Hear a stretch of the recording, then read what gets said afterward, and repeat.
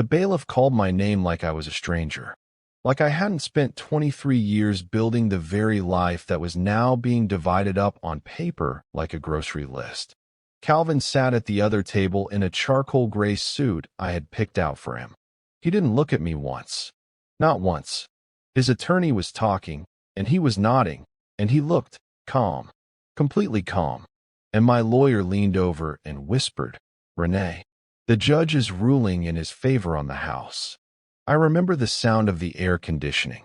I remember the squeak of someone's shoe on the marble floor. I remember thinking I needed to say something, do something, but nothing came out. By 3 o'clock that afternoon, I was standing on the driveway of the home I had lived in for 19 years.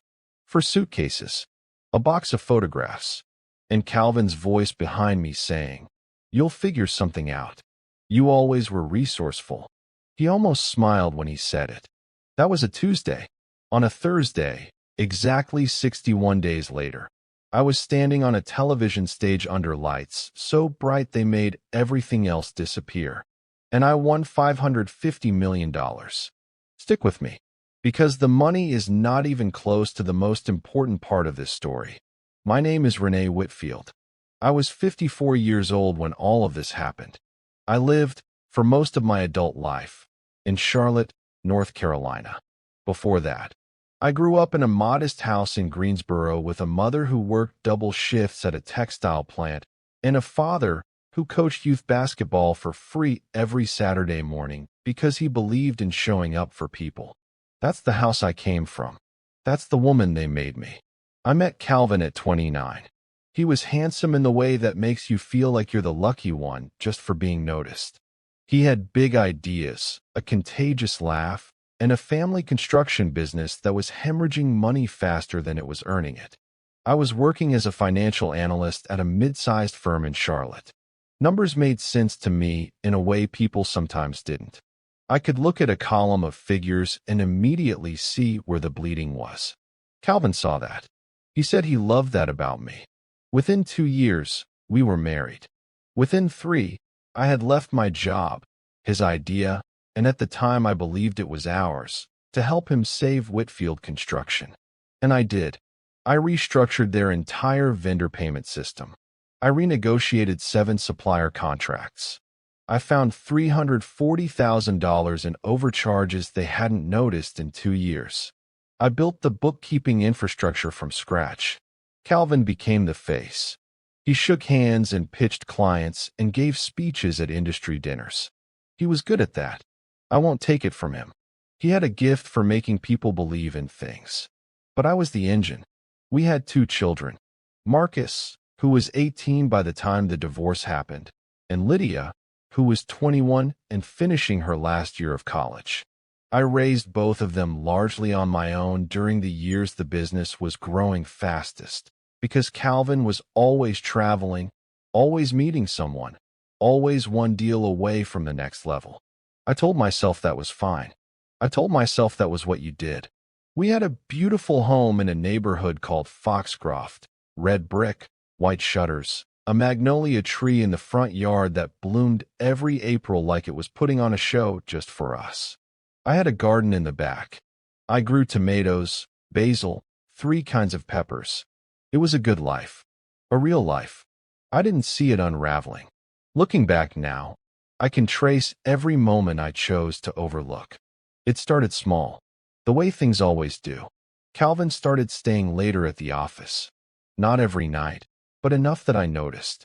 When I mentioned it, he said the Henderson project was eating him alive. And it was a real project. I had seen the contracts. So I let it go. Then there was the password on his phone. He'd never had one before. I saw him enter it one night when he thought I was asleep. When I asked about it the next morning, casually, he said IT had sent a security update. His voice didn't change. He didn't miss a beat. I believed him. There was a weekend trip to Raleigh he took in February. Investor meeting, he said. He came home Sunday evening with a sunburn and no memory of which restaurant they'd had dinner at. He said the name of a steakhouse that I later learned had closed 2 years prior. I filed that away somewhere I didn't want to look. In March, I found a receipt. It had fallen out of his jacket pocket when I was taking clothes to the dry cleaner. A hotel receipt for a hotel in Charlotte, dated on a Wednesday night when he had told me he was working late in the office. I sat at the kitchen table for a long time with that piece of paper. Then I put it back in his jacket. I don't know why. I think part of me already knew and wasn't ready for what knowing would cost me. Calvin filed for divorce in April. Not a conversation.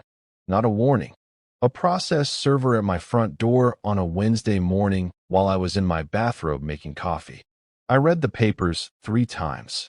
Then I sat on the kitchen floor with my back against the cabinet, and I just didn't move for a long time.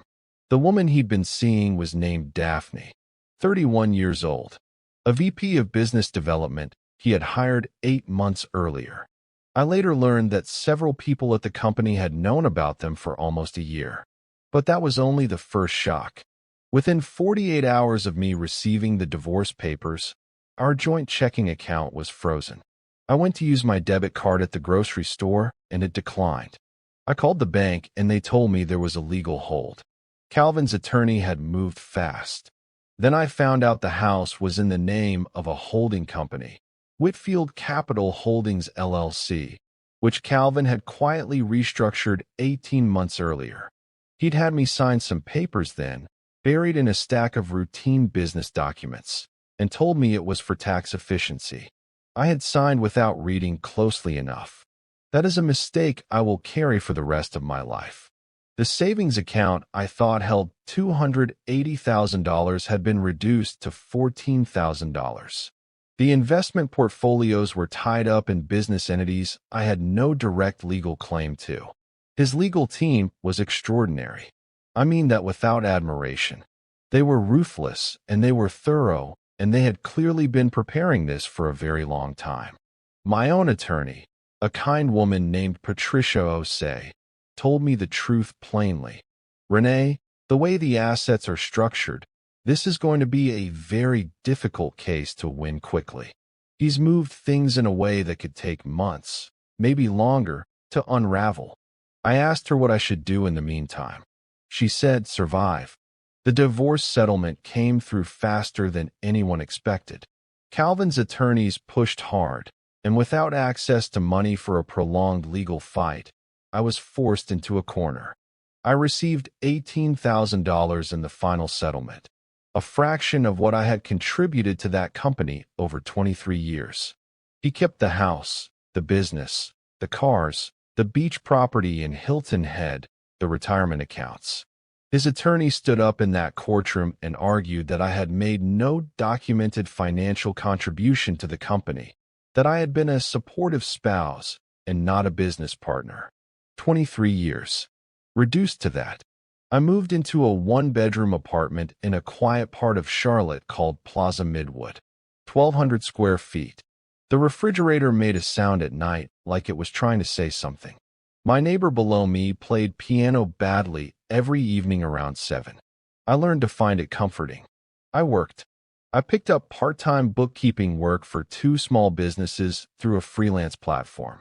I tutored high school students in math on weekends. I stopped eating out. I stopped buying anything that wasn't essential. My daughter Lydia called me every single day. She was furious. Not at me, but for me, in the way young people can be before life teaches them that fury without direction burns you down from the inside. I told her to focus on finishing her degree. Marcus was quieter.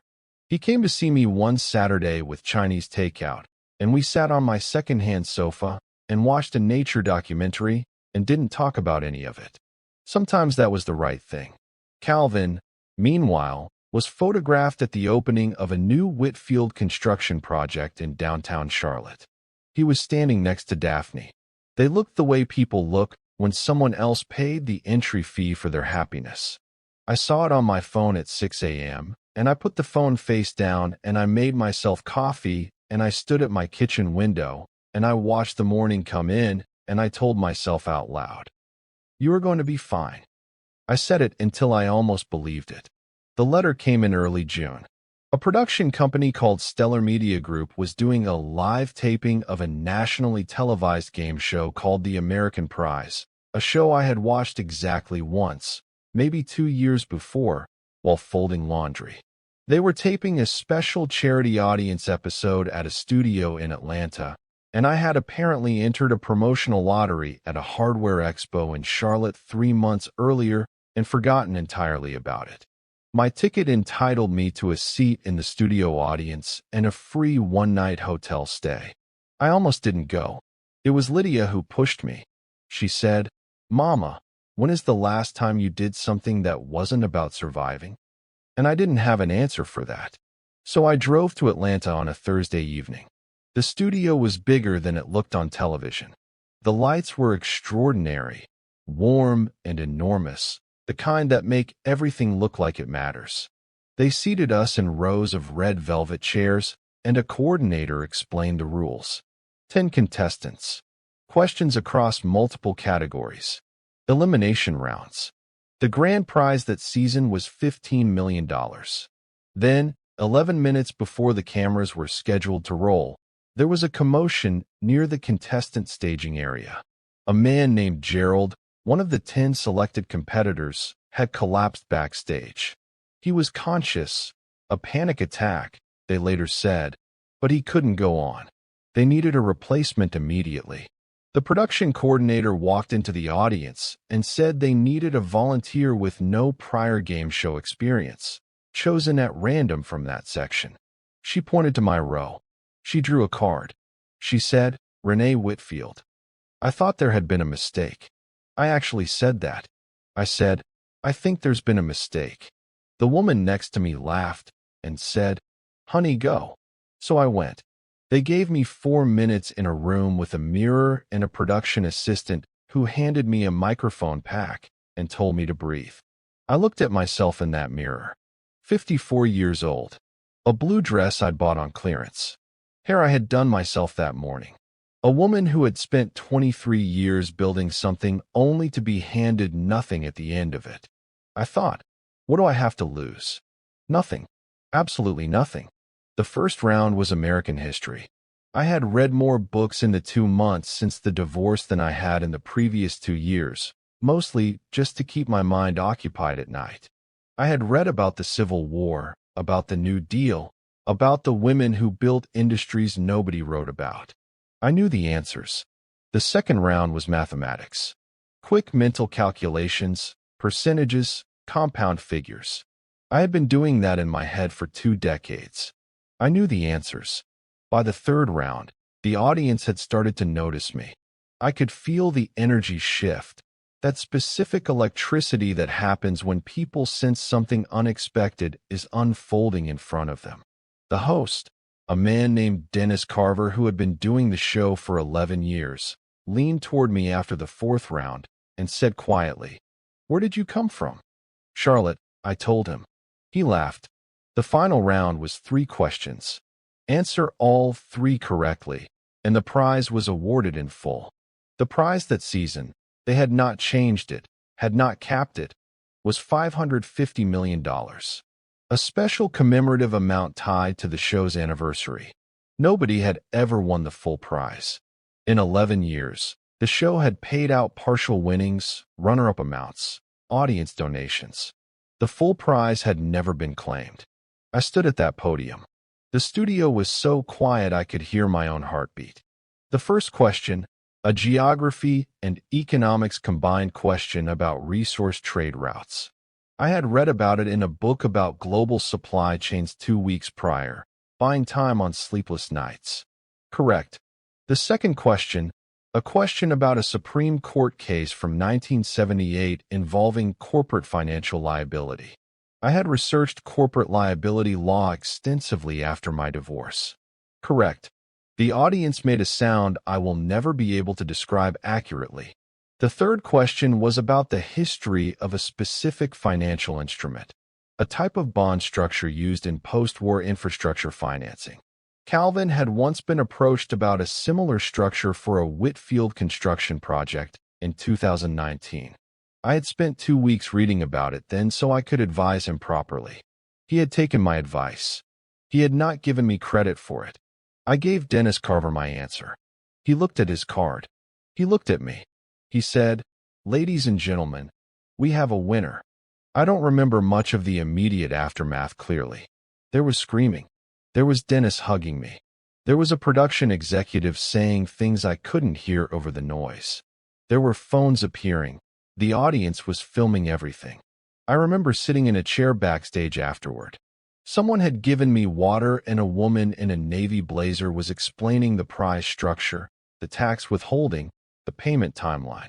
She was speaking carefully and professionally, and I was nodding. And I was thinking about my mother, who had worked double shifts so I could go to college, who had never once told me that life owed her something. Within 3 hours, the clip of my final answer was online. Within 6 hours, it was everywhere. The headline that ran on every major outlet by Friday morning was some version of Charlotte woman wins $550 million on TV, 2 months after losing everything in divorce. Because someone from the audience had recognized me and had talked.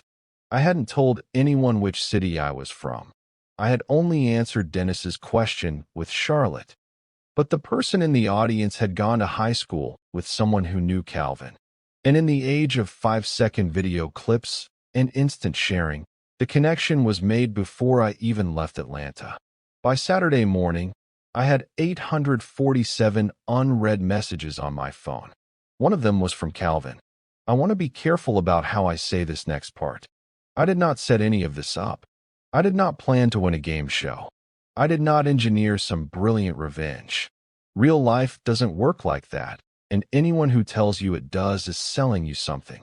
But here is what I had been doing in those 2 months while Calvin was at charity galas with Daphne and Whitfield Construction was expanding into 3 new states. I had been reading, not just books, emails, documents, financial records that I still had access to from my years managing the company's books, files I had kept, legally, on my own personal hard drive, backed up to a cloud account in my name only, because I am a careful woman and I always suspected that the day might come when I would need to account for my own work.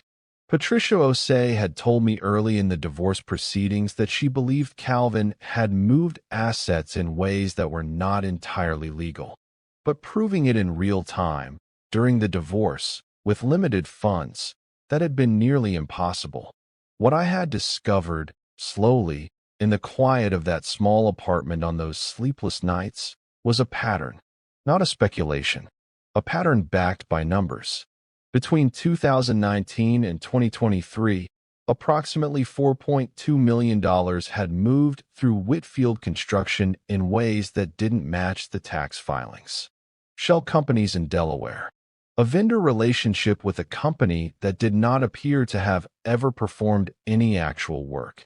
Payments to a consulting firm that I later determined was registered to a relative of Calvin's who had no construction experience whatsoever. I had taken none of this to court yet, because I hadn't had the money to take it anywhere. But I had saved everything, every document, every screenshot, every transfer record I could legally access. And now I had $550 million and the most watched television interview of the year scheduled for Tuesday morning. Calvin texted first. Renee, I saw the news. I am so happy for you. Can we please talk?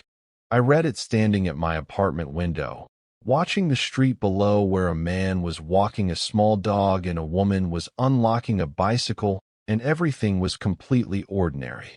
I did not respond. He called that evening. And the next morning, the third call I picked up. I don't know entirely why. Maybe I needed to hear what words he would choose. Renee. His voice was the same. That was the strange thing. After everything, it still sounded exactly the same. I know you have every reason in the world not to talk to me. I know that. But I need you to know that I never stopped caring about you. What happened between us? I lost my way. I see that now. I got caught up in something that wasn't real. I waited. I think we were both unhappy for a long time, he continued. I handled it badly. Horribly. I know that. But I want you to know that I see it now. I said, Calvin, are you aware that Whitfield Construction is being audited by the IRS? Silence. Because I received a call from a reporter yesterday I said, asking me to comment on it. I didn't. But I imagine you'll be getting calls too. More silence. I'm going to go now, I said. I hung up. Patricia told me later that the IRS audit had actually been triggered 8 weeks before my win. A junior accountant inside Whitfield Construction, who had discovered the same patterns I had found, had filed a whistleblower complaint.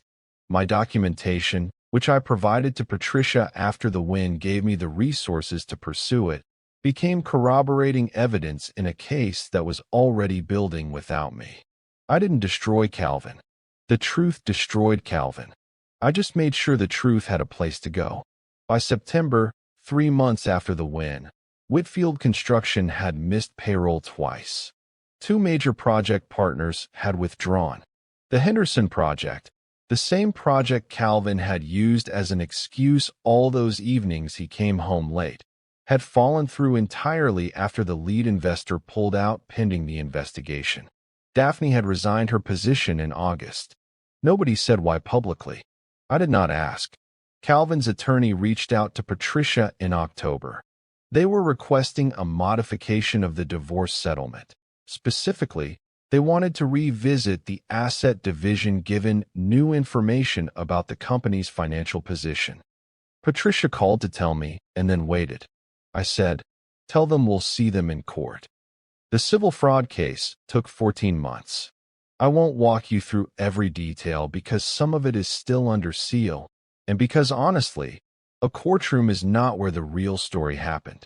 The real story happened in a small apartment with a humming refrigerator and a neighbor who played piano badly and a woman who refused, quietly, stubbornly, without fanfare, to believe that she was worth nothing. What I can tell you is that the financial fraud Calvin had committed was real, documented, and legally prosecuted. He did not go to prison. I want to be honest about that, because life is rarely as clean as we want it to be. His attorneys were skilled and the negotiations were long, but he paid back a significant sum in a civil settlement. The company was restructured under new management. His personal assets, the house in Foxcroft, the beach property in Hilton Head, were liquidated as part of the process. The magnolia tree in the front yard of that house bloomed one more April before a new family moved in. I hope they love it. I bought a house in a neighborhood called Dilworth in Charlotte, smaller than Foxcroft. Red brick, same as always, but with a porch wide enough for 2 rocking chairs and a yard that gets afternoon light all the way through October. I planted a garden. Tomatoes, basil, 3 kinds of peppers. I set up a foundation, the Eleanor Foundation, named after my mother, focused on financial literacy for women going through divorce or economic displacement. Not because I wanted recognition, because I remembered what it felt like to stand at a grocery checkout with a card that didn't work and have no idea where to go. Lydia finished her degree and came to work at the foundation with me. She has her grandmother's stubbornness and her father's charm, and she uses both of them for something worth using them for. Marcus took a job with a construction company in Raleigh. A good, honest company. He called me one Sunday evening and said, "Mom, I've been thinking about everything, and I think you were the strongest person in our house for a very long time, and none of us said so." I told him to stop, or he was going to make me cry while I was trying to make pasta. He laughed. It was a good laugh. I go to dinner with Patricia sometimes. She has become a real friend, the kind you only find when things fall apart and you discover who stays. I haven't remarried. I'm not opposed to it. But I've spent this time learning something I should have been taught much earlier. The difference between a life that looks good and a life that feels good. Those are not the same thing. They are not even close to the same thing. I think a lot of people watched that clip of me on that stage and saw the money, the number, the moment. And that's natural. It was a moment worth seeing. But what I want you to understand, what I need you to understand, is that the money did not save me. I had already saved myself. Not in a dramatic way. Not in a movie way. In the ordinary, unglamorous, one morning at a time way that real people save themselves. I woke up every day in that small apartment, and I made my coffee, and I did my work, and I refused to let bitterness make all my decisions. I stayed in contact with the evidence of what had been done to me without drowning in it. I kept my records. I kept my integrity. I kept going. The money accelerated things. It gave me access to attorneys and time and resources I wouldn't have had otherwise. I won't pretend it didn't matter. Of course it mattered. But when Dennis Carver said my name on that stage, I was not a broken woman waiting to be rescued. I was a woman who had already decided who she was going to be. The stage just gave more people a chance to see it. There is a woman watching this right now who has lost something enormous. A marriage, a business, a home, a sense of herself, a future that was supposed to look one way and now looks like nothing at all. I want to say this to her directly. The people who took from you counted on your silence. They built their comfort on the assumption that you would accept the version of yourself they handed you. Don't accept it. Keep your records. Find your Patricia. Wake up tomorrow and do the next right thing. Not the big dramatic thing. Just the next right thing. Because here is the thing about the truth. It doesn't need your help to survive. It only needs you to carry it long enough. And you are stronger than you know. I know that because I was you. And look where I'm standing now.